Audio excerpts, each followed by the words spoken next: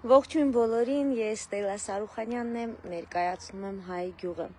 Այսօր գտնվում եմ Թալինում եւ սիրով ցանկանում եմ կիսվել իմ տպավորություններով եւ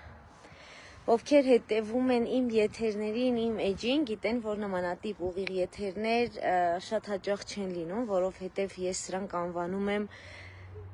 սրտաբուխ եթերներ, որի ժամանակ անկեղծանում եմ ձեզ հետ, որի ժամանակ խոսում եմ իմ զգացողություններից, զգացմունքներից եւ ոչ միշտ եմ նեղ անձնական ապրումներս կիսում։ Այսօր երևի այդ օրն է, որովհետեւ թեման վերաբերում է եկեղեցուն եւ ես այս թեմային անդրադառնում եմ ժամանակ առ ժամանակ, որ եկեղեցին սեր է եւ եկեղեցին ու Աստված յուրաքանչյուրիս ներս ընտանիքն է եկեղեցի նաեւ եւ Աստված է սեր ու Աստծո տունը պիտի սեր քարոզի։ Ըստիս նաեւ մենք որպես հավատավոր քրիստոնյա բավականին հեռացել ենք եկեղեցուց եւ երբ որ ես ասում եմ մենք, ես նաեւ այդ մենքի մեջ դասում եմ ինքս ինձ, այսինքն եկեղեցու այցելությունները եւ մի դրվագով պետք է կիսվեմ, որը յուրաքանչյուրը զգացել եք, մի քիչ ուզվում եմ, որտեվ թեման շատ յուրաքանչյուրիս համար էլ նեղ անձնական է, հավատքը, Աստված եւ դու։ Երբ որ փոքր էի, ես հիշում եմ իմ մայրիկի գրասեղանին, ուսուցիչների սեղանին ամենուր դրված էր Վազգեն Առաջինի նկարը եւ դա որպես բացիկներ, թեկուզ մենք իրար նվիրում ենք որպես թանկարժեք մի բան, համարյա Աստվածաշունչ էր ինքը նշանակում եւ Վազգեն Առաջինի նկարը կախված էր տների պատերին, օրացույցների տեսքով էր կախված։ Այսօր երբ որ մենք ասում ենք առաջնորդ, եկեղեցու առաջնորդ, մեր կաթողիկոս, ես չեմ պատկերացնում, որ այդ մարդու նկարը կարելի է կախել պատին, որովհետև սեր պիտի զգաս, այսինքն այն ինչը Վազգենից ես զգացել եւ ես ինքս փոքր երեխա լինելով այդ նկարը կարծես մասունք լիներ, որ մեր ինձ օրագրերի մեջ էինք պահում, գրքերի մեջ էինք պահում եւ պատճառն էլ հենց առաջնորդների, հովիվների ոչ պատշաճ մոտեցումն է եղել ժողովրդին։ Երբ որ ես հոգնակի եմ խոսում, դա նշանակում է, որ եթե անգամ քահանաների 10 կամ 20%-ը իրական են, ուրեմն մենք հաջողել ենք, չենք հաջողել եւ ես իմ կարծիքն եմ ասում, պարզապես ես կիսվում եմ իմ ընկերների, իմ լսարանի հետ, Թավշյա հեղափոխությունից հետո հաջորդ իրական քայլը, հաշվի առնելով, որ մենք ունեցանք COVID, ունեցանք պատերազմ եւ ողջ մնացինք, մենք փյունիկ ենք, մենք շատ լավն ենք եւ երբ որ մենք ողջ մնացինք, Թավշյա հեղափոխությանը պետք է հաջորդի, որպեսզի ամբողջանա եւ մենք ունենանք իրական Հայաստանը, մեր պատկերացրած իրական Հայաստանը, դա պետք է լինի կրոնական հեղափոխությունը։ Եվ այսօր, երբ որ մարդիկ հավաքվել էին Թալինի Աստվածածին եկեղեցում, ես ցանկանում եմ այստեղ փոքր շեշտադրում անել եւ հիմա մոտենալու եմ իմ լավ ընկեր, երգիչ Մհեր Արմենիային, ով ներկա է եղել եւ ինքը կկիսվի իր հույզերով, այնինչը որ տեսավ այսօր այնտեղ։ Ես ուզում եմ ասեմ, որ այսօր, երբ որ մենք այցելում ենք կամ Հովնանավանք կամ Թալինի եկեղեցի, կարծում եմ ոչ մեկ եկեք անկեղծ լինենք, մենք չենք գնում այդ պահին պատարագի հենց ուղիղ այդ իմաստով, բնականաբար որ գնում ենք, մասնակցում ենք եւ այդ ամեն ինչը զգում ենք, բայց մենք գնում ենք սատարելու վարչապետի հաջորդ քայլին եւ սատարելու կրոնական հեղափոխությանը։ Ունեցանք կրոնական հեղափոխություն, գնալու ենք դեպի լուսավորության դարաշրջան։ Եվ ես խնդրել եմ, որպեսզի Մհերը կիսվի իր էմոցիաներով, ողջույն Մհեր ջան, Իմ ուղիղ եթերում ես, կուզես սենց խոսանք, կուզես սենց պահեմ։ Այսպես որ արևը այսպես մեր դեմքը։ Շատ բայց կարամ սենց էլ պահեմ, որպեսզի ես պահեմ, դու խոսաս էկրանից, տարբերություն չկա, սենց ավելի նորմալ կլինի, որ ամբողջությամբ։ Ուզում եմ ուղղակի կիսվես տպավորություններով, որովհետև դու որպես մշակութային գործիչ, ընդ որում իմ ամենասիրելի գործիչներից մեկը, որովհետև քույր ու եղբայր երգը ես սիրում եմ ամենաշատը ու միշտ ես իմ ուշավորի նկարների վրա դնում եմ։ Մշակույթ ներկայացնող արտիստը, ով եկել է պատարագին, որին մասնակցում է վարչապետը, որը կրոնական հեղափոխության սկիզբն է արդեն ընթացիկ, ինչ է զգացել, ինչ է տեսել այստեղ։ Ուղղակի կիսվիր էմոցիաներով։ Ընդհանրապես չէ պատկերացնել, որ այսօր կարող եմ հայտնվել այստեղ, այդ ամենը սկսվեց, երբ որ մենք հանդիպեցինք իմ շատ սիրելի Նանե Արզումանյանի ծննդի, սկսվեց այդ վիճակները, այդ ապրումները, խոսակցությունները եւ ես որոշում կայացրեցի, իհարկե ոչ մեկ չի կարա դրթի կամ ասի, ես ինքս որոշեցի, որ ես ուզում եմ մասնակցել այս պատարագին, ուզում եմ գամ տեսնեմ ինչպես իրավիճակա այս մեր իշխանական, այսպես ասած, դաշտում, որպես ընդդիմադիր հայացքներով, ուզեցի այդ թողնել այդ քաղաքական վիճակները, պրոստը որպես հայ, որպես քրիստոնյա գամ այս կողմերը։ Եթե արևակ արաս։ Չէ, լավ է, կատրեսում։ Եվ շատ զարմացած, հիացած վիճակ էր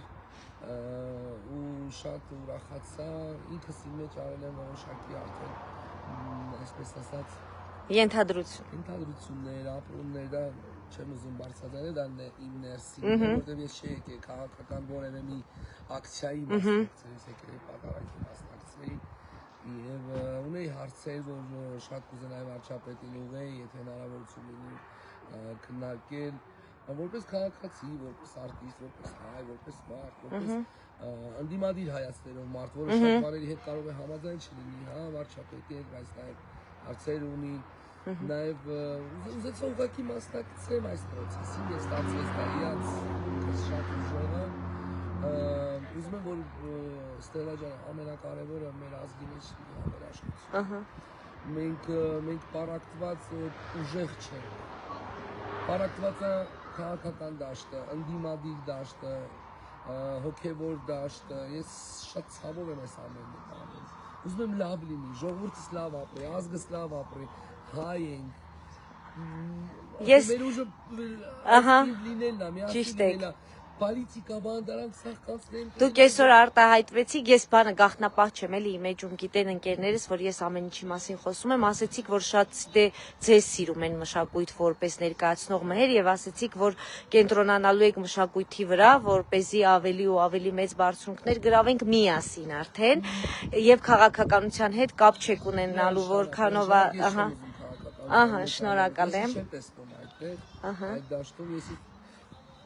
տեսնում եմ մշակույթում ինչպես եղել եմ կամ ու կմնամ, որովհետև ես ներկայացնում եմ հայկական մշակույթը, տարբեր երկրներում բարձրացնում եմ հայոց դրոշը, հայկական դրոշը, ուզում եմ որպեսզի հայ ազգիս մասին այնպեսի տպավորություն լինի, որ կա մշակույթ, որ ներկայացնում ես եմ, ես իհարկե շարունակել եմ իմ այդ գործունեությունը, Աստված օրհնի մեր հայ ժողովրդին, մեր հայ զինվորներին, Եվս երկու հարց եմ տալու, մինչև բաց թողել, գիտեմ, որ փորձում ես ամփոփես, բայց ուզում եմ, ես հասկանում եմ, ուզում եմ ամեն ինչով կիսվենք, որովհետև արդեն մենք զրուցել ենք, ես ուզում եմ այդ էմոցիաները փոխանցենք նաև ժողովրդին, ինչ տպավորություն էր, այսինքն լինելով ընդդիմադիր հայացքների տեր, անց հայ, ոչ միայն մշակութային գործիչ, լինելով այդքան իշխանական թևի մարդկանց մեջ, ինչ էիք զգում։ Կար վախի զգացողություն, կար, ինչ կար, ու ինչ տեսակ։ Սկզբից մտածում էի ինչպիսի արձագանք կլինի մարդկանց մոտ, քանի որ մարդիկ ինձ ճանաչում են, ես հանրային մարդ եմ, գիտեն իմ հայացքները, ինչքան եմ քննադատել իշխող, քաղաքական ուժին, բայց հակառակը տեսա շատ համերաշխ իրավիճակ, բարի մարդկանց զարմանքը, միտեղ ոգևորվածությունը, խոսքերը, մհեր ջան, ինչ լավավոր եկել ես, ես ասել եմ, խնդրում եմ չքաղաքականացնել, ես եկել եմ պրոստը մասնակցել պատարագին։ Նաև շեշտել եմ իմ հարցազրույցներում, որ ես չեմ ուզում խառնվեմ այն դաշտը, վարչապետը մնում է վարչապետ, վեհապարը մնում է վեհապար, ինձ Աստծուն, կայսրինը, կայսրի։ Եվ մի վերջին հարց, որպեսզի ես եզրափակեմ ուղիղ եթերս եւ բոլորին էլ խնդրելու եմ, որովհետեւ ես այնքան դրական ու կարեւոր եթերա, որ տարածեն կարծիքը, քանի որ դուք առաջին անգամ եք հանդիպում վարչապետին։ Ինչ կարծիք ունեցաք, դուք նա մոտեցավ ողջունեց, չէ՞, անցնելու պահին, ինչ զգացիք։ Դա տևեց շատ կարճ, ես առաջին անգամ նրան հանդիպեցինք հայացքներով, ու այդ մեր ողջույնը կարծես թե տևեց 3-4 վայրկյան, երբ որ ես բարևեցի ինքն էլ ինձ, շատ լիքը բան ինձ մեջ փոխվեց, բայց նաև կուզեմ, որ այդ մեր հանդիպումը, որտեղ առաջին անգամ եմ հանդիպել երկրի ղեկավարին, երբևիցե չի եղել հնարավորություն, կուզեի այսպես ոնց որ մենք զրուցում ենք միասին Ստելա ջան, ունենամ հնարավորություն նրա հետ նույնպես նստել զրուցել, որովհետև ի վերջո կարող եմ երկրի ղեկավարին հարցեր ուղղել, իհարկե կարող եք։ Ուղղավորությունները շատ լավ են, ելի եմ ասում, որ թող լավ լինի ամեն ինչ, ժողովուրդս լավ ապրի, պետությունս ամուր պինդ լինի, բանակ եկեղեցին, մի խոսքով շատ ասելիքներ կան, ուզում եմ որ լավ լինեն։ Շնորհակալ եմ Մհեր ջան, շնորհակալ եմ։ Շնորհակալ եմ ամենալավն ու բարին եւ ես ուզում եմ խոսքս շարունակել, որովհետեւ կիսատ չթողնելու համար, մինչ այդ ես խոսում եմ եկեղեցու կարևորությունից եւ ես դեռ 7 տարեկան հասակից, երբ որ արդեն տառերը գիտեի, ինձ մայրս տալիս էր հեքիաթների գրքի նման, բոլորդ կարծում եմ տանը ունեք մանուշակագույն մանուկների աստվածաշունչը եւ ես ամեն օր ընթերցում էի եւ դա երևի այն ուսմունքն էր, որը հետո աստվածաշնչից տեղափոխվում է եւ փիլիսոփայություն եւ տարբեր հոգեբանական գրքերի մեջ ենք ընթերցում, բայց դա պարտադիր էր եւ այն իմ գրասեղանի վրա էր եւ այն իմ գրասեղանի վրա է մինչ օրս, ընդ որում մանուկների աստվածաշունչը։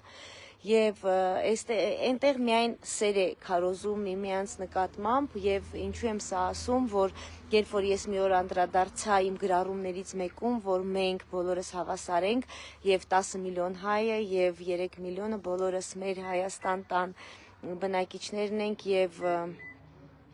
պետք է սատարենք իրար աջակցենք ու նաև այս կողմից եղավ քննադատություն։ Այստեղ Աստծո տունն է եւ Աստծո տանը բոլորս հավասար ենք, նկատի ունեմ եկեղեցում եւ Մհերին ցանկանում եմ շնորհակալություն հայտնել եւ ես վստահ եի, որ ժողովրդի կողմից վերաբերմունք հրաշալի է լինելու եւ վարչապետի կողմից դրա համար սիրով նրան հրավիրեցինք եւ ոչ մի վախերել չկար, որ Մհերին կարող է ինչ-որ մեկը նեղացնել։ Ուղերձս հետեւյալն է, բոլորին, ովքեր որ կարևոր չիշխանամետ են, ընդդիմադիր են, բոլորը միանան վարչապետի այս քայլին, որովհետև սա ոչ միայն վարչապետի քայլն է, յուրաքանչյուրինս է, հայ ժողովրդինս է եւ եթե արդեն քայլը արել ենք, պետք է հասցնենք ավարտին եւ Թավշյա հեղափոխությանը հաջորդի կրոնական հեղափոխությունը։ Շնորհակալ եմ, խնդրում եմ կիսվեք եթերով, որպեսզի բոլորը միանան հաջորդ պատարագին, իսկ ձեզ ասում եմ ամենալավն ու բարին եւ բարև ձեզ։